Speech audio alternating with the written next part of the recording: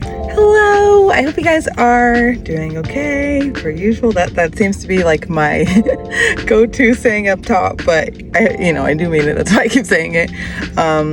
It's February now.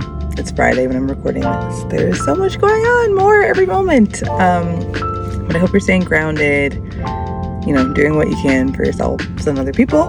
And for a second, we can talk about basketball, well, reading and a book. This is not a book, this is an iPad. I have all the gadgets.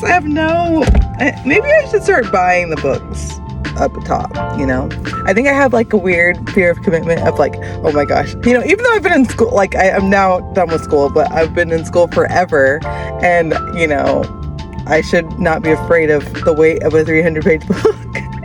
But I feel like when you read it on like a little e-reader or like on your iPad or whatever your preferred e-reading is, it just feels like not that much. Like it's just kind of like this endless supply of like a little bit of reading.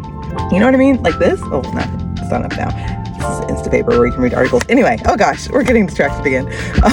But I think that maybe I should. I'm like, but I don't have any actual books on me right now, which is wild. So anyway, let's get into it. We got a minute and a half left.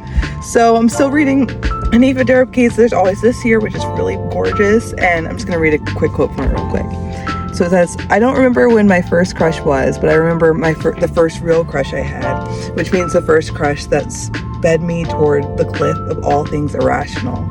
In 7th grade, I wanted someone who didn't notice me to notice me, and I figured the way to do it was to show up to school finally with my head entirely uncovered, to be the talk of the hallways, even for a few hours, and go from there.